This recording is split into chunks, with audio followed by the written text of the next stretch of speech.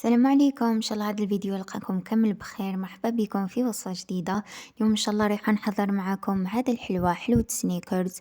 حلوى راقية تقدروا تحضروها في مناسباتكم وأفراحكم ولا حتى لضيوفكم، توجد بالخف. طريقة التحضير تاعها بزاف سهلة، ويعني نبدلوا شوية من الصابلي. هذا الحلوى شوية مختلفة.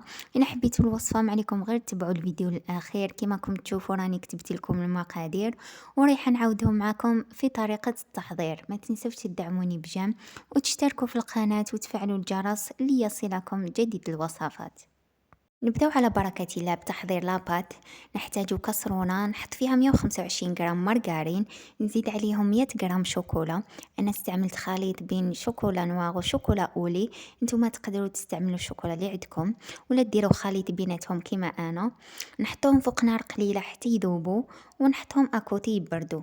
في غيسيبيون نحتاج زوج بيضات، نزيد عليهم نص كاس سكر غلاس نغربلو بطبيعة الحال، ونزيد معاهم ملعقة صغيرة لافاني. نضرب هذا المقادير مليح بالباتور حتى يولي الخليط تاعنا ابيض. ومن بعد نزيد عليهم كاس فارينة، هذا الكاس تاع 240 مليلتر، مع ملعقة مايزينا وملعقة كاكاو بني. نغربلهم كامل ونزيد عليهم نص كيس خميرة كيميائية اللي هي ملعقة صغيرة تاع قهوة. نخلط مليح هاد المقادير مع بعض بالفوي ولا بسباتولا هكذا حتى يندمجوا مليح. ومن بعد نزيد عليهم هذيك المارغرين والشوكولا اللي كنا ذوبناهم في الاول، لازم يكونوا باردين.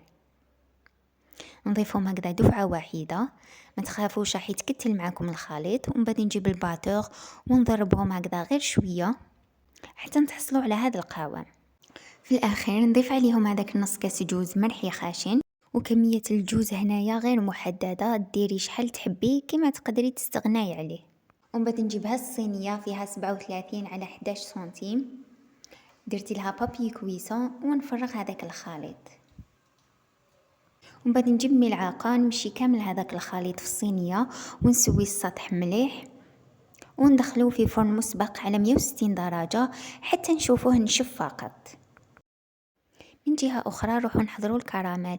نحتاج كسرونة ثقيلة نفرغ فيها كاس سكر والنار تكون قليلة، ونخليه حتى يبدا يذوب مع الأطراف باش نقدر نحركو بملعقة خشبية، يعني مرة على مرة باش نحركو حتى يذوب كامل بهذا الشكل.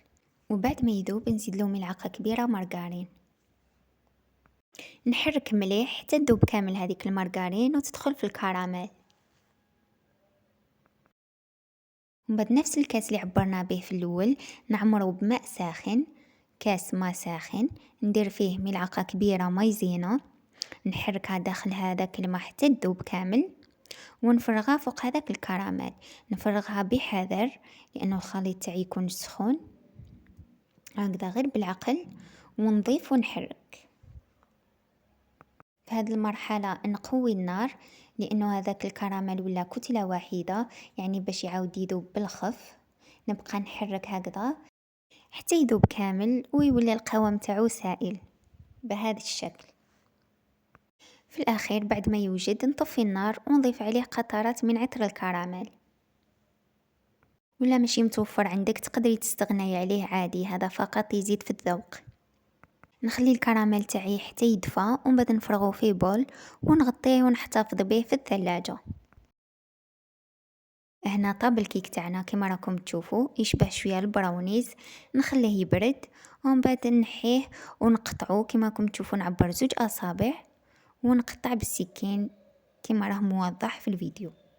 وهذيك الكراميل بعد ما بردت، انا كنت خدمتها صراحه من قبل، درتها في لابوش وندير كميه مليحه فوق كل حبه كما راكم تشوفوا. ومن بعد نجيب الجوز ونحطه فوق هذيك الكراميل ونشتفه بهذا الشكل. وبعد ما نكمل كامل الكميه نحط الحلوه تاعي في المجمد مده 5 دقائق فقط باش هذيك الكراميل تشد روحها، وكي نقلاصيها بالشوكولا يعني ما تهبطش. بالنسبه للكلاصاج انا استعملت شوكولا سوداء، استعملت اوبتيلا كما شفتوا حوالي 200 غرام كلاصات ل10 حبات. يعني 125 غرام مارغرين رايحة تخرج لكم 10 حبات، والحبة كبيرة الله يبارك.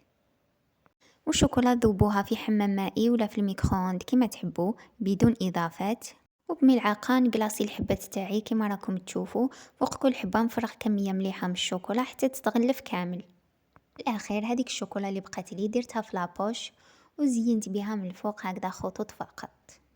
كما تقدروا تخليوهم سامبل وديكوريوهم بورق الذهب فقط. وهذه هي الحلوى اللي حضرناها مع بعض في صحن تقديم. نتمنى تكون نالت اعجابكم وتجربوها. راح نفتح لكم حبه كالعاده باش تشوفوا كيفاش جاتنا من داخل. تجي بزاف بنينه. صدقوني هذا الكيك يجي احسن من الصابلي، يجي يذوب في الفم مع هذيك الكراميل والشوكولا والجوز. طبعا حاجه قمه في البنه. ولا عجبتكم الوصفه ما تنسوش ديروا جيم واشتراك للقناه باش يوصلوكم جديد الوصفات. مع السلامه.